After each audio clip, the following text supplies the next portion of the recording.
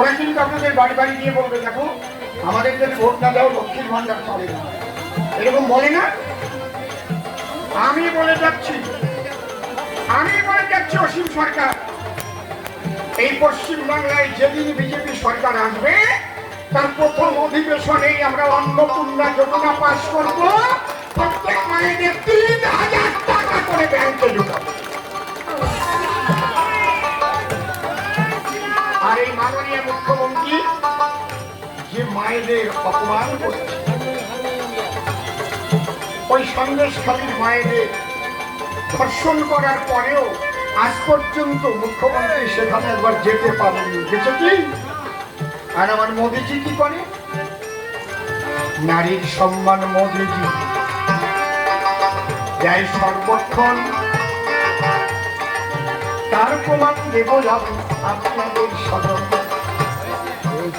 ওই যে রেখা পাত্র মায়েদের নিয়ে আন্দোলনে নেমেছিল,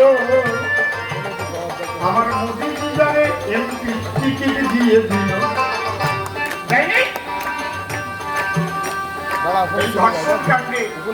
আমরা কিচ্ছু জানতে পারতাম না যদি ওই মা রেখা পাত্র সে মেয়েদের নিয়ে ঝাঁটা লাঠি হাতে করে পথে নামাত, আমরা কিছুই জানতাম না। আমার সঙ্গে পারভেজ ভাই এসেছিল, বক্তব্য দিয়েছেন, বাহ বাপের বেটা পারভেজ ভাই। সুদূর বাগদা হতে এসেছে গো মোদির প্রতিকাম, আরে বিজেপি দেখে না ভাই হিন্দু মুসলমান, ৮২ কোটি মানুষকে মোদি খাবার দিয়ে বাঁচালো, আমার মুসলিম ভাইরা সেই খাবার তারা পেল পাচ্ছে। ১৪০ কোটি মানুষকে ভ্যাকসিন দেয়, তাকে কি মুসলিম সমাজ বাদ পড়ে যায়? কি বলে? তাই পারভেজ ভাই ওই চোরের দলে আগে ছিল, ওই চোরের দলে ত্যাগ করিয়ে দিল, বিজেপিতে এসে বলে ভারত মায়ের জয় বল।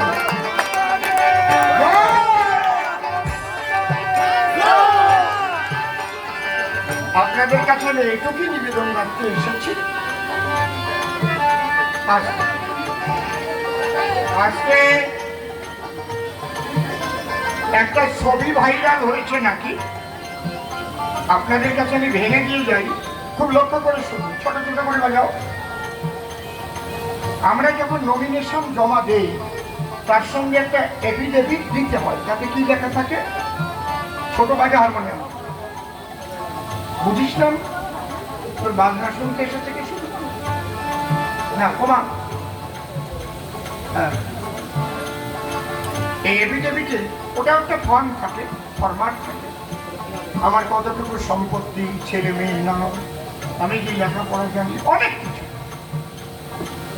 এইটা একটা স্কুটনিক ডেট হয়, মানে ওরা সব তদন্ত করে দেখেন, ওই দিন সব দলের ক্যান্ডিডেটদের ডাকেন এবং তার ইলেকশন এজেন্ট, উকিল থাকলে উকিল, সবাইকে, এবং নোটিশ দিয়ে জানিয়ে দেয় ঠিক 11টার সময় আপনারা সবাই ঢুকবেন, 11টা বেজে গেলে ভিতরে নিয়ে তখন সিটকানি আটকে দেওয়া হয়, আর পরে কাউকে ঢুকতে দেওয়া হয় না।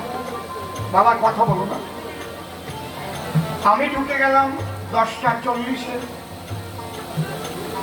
মা নীলিমা তার লোকজন নিয়ে ঢুকে গেল 10:50। আমাদের 11টা না বাজলে তো ঢুকতে দেবে না। আমরা 2 দল আগে ঢুকে গেছি, ঠিক ওই ঘরের দরজার সামনে বসার জন্য 2টো সোফা আছে। এবার আমরা ওই সোফা দুটোতে বসলাম, মা নীলিমার সঙ্গে স্বপন দেবনাথ ছিল,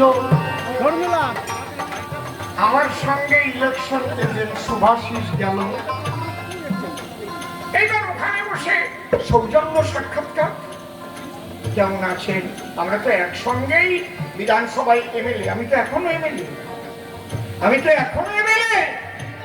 আপনারা গিয়ে শুনে দেখুন, হরিণঘাটাতে যে অসীম সরকার 3 বছর এমএলএ আছে এখানে, পয়সা নেওয়া তো দূরের কথা, ঘুষ খাওয়া তো দূরের কথা, কারো কাছে একটা পান পর্যন্ত খেয়েছে কিনা? শর্মিলা সরকার, তাই তো? ওনার নাম শর্মিলা সরকার। হ্যাঁ, আমি কি বললাম? নীলিমা। আচ্ছা, শর্মিলা ওই মা আছে আর কি, শর্মিলা। উনি খুব ভালো ডাক্তার, ভালো, কিন্তু উনি অদৃশ্য মন দেখে চিকিৎসা করেন, কিন্তু ওনার এই দুটো চোখে চোর দেখতে পাবেন না। ভালো ডাক্তার।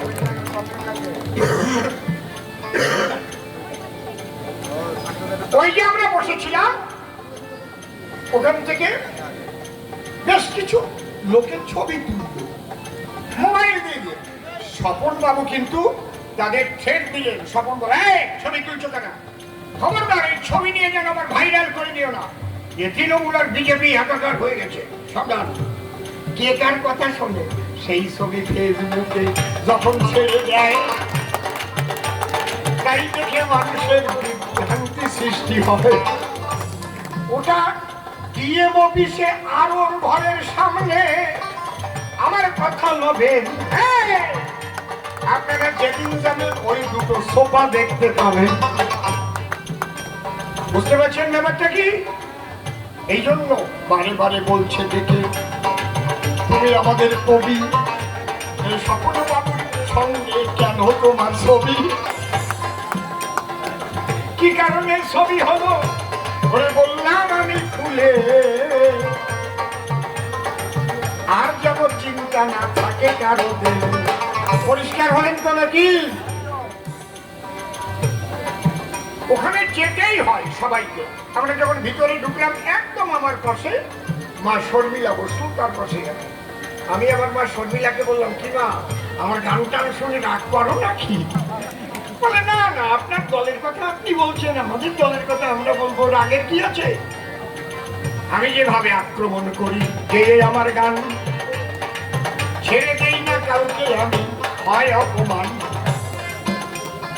দেখেন, এবার তো প্রধানমন্ত্রী ভোট, প্রধানমন্ত্রী তো আপনারা তৈরি করবেন আমি জানি। যারা এখানে এসেছেন তারা বিজেপি করেন, এবং তাদের মাথা ভেঙে ফেললেও তারা পদ্ম ফুলেই ভোট দেবে, যাদের ঘর পড়ে দিলেও পদ্ম ফুলে ভোট দেবে, বাড়ি ছাড়া করলেও তারা পদ্ম ফুলে ভোট দেবে। ঠিক তো? আমি তৃণমূলে যারা এতদিন ভোট দিয়েছে তাদের কাছে করি নিবেদন, এখন ভোট দেওয়ার আগে ভাবেন সর্বজন।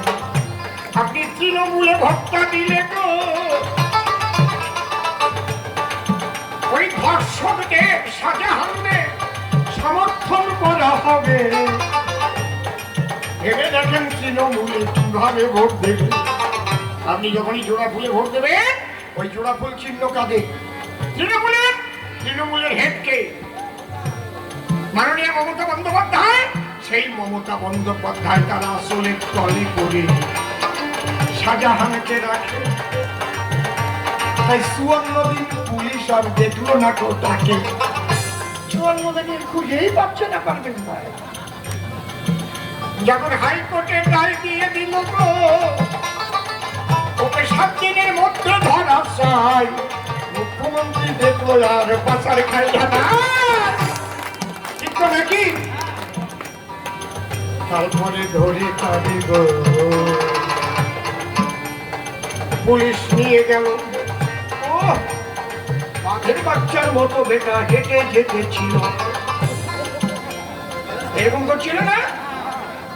কিন্তু তারপরে যখন সিবিআই নিয়ে তাদের হেফাজতে নেয়, বাঘের বাচ্চা বিড়ালের বাচ্চা হয়ে যায়। এখন জেলের ঘানি টানিতেছে ধর্ষক শাহজাহান। এই ধর্ষকদের আপনারা আর ভোটটা দেবেন কেন? এরা বালি পাচার, চাকরি চুরি, এরা গরু চুরি করে। এদের ভোট দেবেন না জনগণ, বলি করো জোরে। পদ্ম ফুলে ভোট দেবে, করলাম নিবেদন। তাহলে হবে পূর্ব বর্ধমানের উন্নয়ন।